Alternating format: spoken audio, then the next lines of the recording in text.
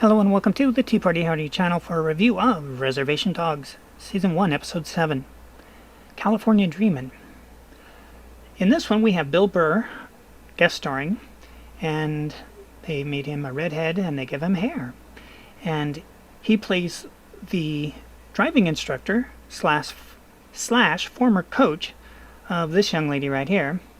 And in this one, when we follow her story, we get a lot of backstory on her life, her mother's life, and the boy who we seen in the last episode's Ghost and who we were introduced to in episode 1. And as I mentioned again and again, is this show plants a lot of seeds and likes for them to blossom wherever they choose, but they do blossom. Now there's only 2 more episodes left after this one, according to IMDb, for this season, and they've got a heck of a garden growing, so it's going to be really fun to see where it goes, and hopefully it's allowed to go. So in this one, you have the balance again between really dark, desperate lives and some decent comedy to break it up, and it's one of the things that makes this show so charming and refreshing, and yet at the same time, that was the rule Hollywood used for about 75 years and then just kind of threw away. But I'm so glad to see it being brought back here and through this medium. And yeah, it's just, it works for, it's really weird because the show's 22 minutes, but it feels like a full hour because there's just so much story packed into each one.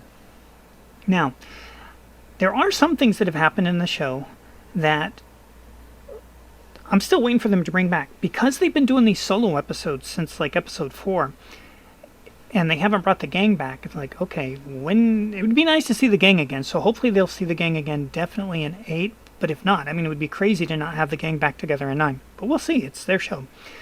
And there was an episode with this one a couple ago where she had the gangbanger from the other one drop a hint, and they haven't picked that up. So there are certain things that they'll let really linger for a long time, in the essence of we're watching the show week by week. It doesn't drop all at one time like for a while Netflix was doing and everybody was following suit. And because if we did it that way and we watched them all crammed together, you wouldn't fill this massive gap in, wow, they're taking forever to reveal it, but they're going by the old format of once a week. So it does make it more powerful. It does make you have to chew on it more, because when you watch the shows all crammed together in a binge mode, it's a lot more fun, but you really don't remember the show as well because you don't have time to digest it, because that's just the way the brain works. If you want to remember stuff, you've got to leave time for the brain to digest it and to make it a part of you. So keep that in mind for all of you people out there that are in school and studying. You've got to take a breather in between and let it settle. And get lots of sleep too, because without sleep, none of it matters, because dreaming is a big element of that. Now, something I've been wanting to bring up in this show, and I don't know if I've done it or not, so let's do it here, which is this is supposed to be taking place in Oklahoma, in an Oklahoma reservation. And they really don't allude too much to it, which is kind of nice, because so many other shows, it's been very heavy-handed with res this, res that, res this, res that. And in this one, no, they're just living the life. And I kind of like that, because on some of the shows I've worked on, they would do the George, what was his name? George, the Mexican guy. I can't remember his last name. But anyways, I worked on his show on ABC, and it was just, oh my God, they were like, because Mexicans do this, and Mexicans do that. It's like, dude, I'm surrounded by Mexicans. That doesn't come up. People don't say Mexican this, Mexican that. Once in a while they will, but nothing to the amount that TV does it. And so by having this show take place on the reservation, and they barely mention it, fine. And like when I worked on the reservation, it would come up, but not often. I mean, maybe once a month or something, somebody would throw the line out, because it's just trite, and everyone's like, oh God, are you really going to do that? I'm like, bleh. And so I like that. I respect that about the show, that they're not heavy-handed with it. It makes it more real. And even though this show has a lot of elements that are like, yeah, it's not going to happen.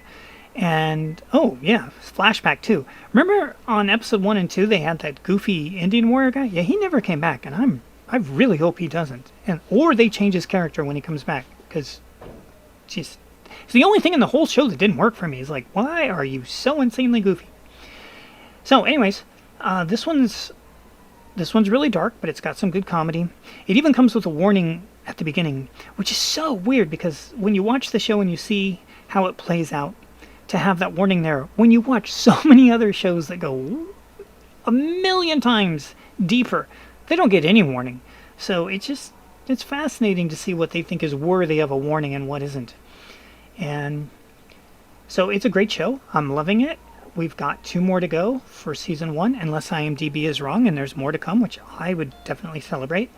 Have no idea when we're going to get the next season, partly because it's on FX, and partly because the cootie virus has really messed up all of TV. Like, we just ended all the superhero shows 2 weeks ago from the CW, or 3 weeks ago, and they're all coming back in 2 more weeks. So they only got a month off because of, they're all able to film again, etc. So I don't know. I don't know how they're planning to do the next season of this, and there better be a next season. And I hope it's written just as well. And the guest stars are really fun, and as I mentioned several times, the acting in the show is blowing me away. The quality of the scripts are really good. It's just a great show. And so sad that it's on FX. Like, how many people even know this show exists? It's like the Snoopy show. Snoopy show's on Apple TV. Nobody knows it exists, but God, that's a great show too. Absolutely great. So there are a few shows, if you really dig out there and you pay the money for the streaming, or you find the kind of method to watch them, but they are out there, and this is one of them. Thanks for watching, and we will see you in the future for a review, hopefully of the last 2. Hopefully I'll have time to be able to do it.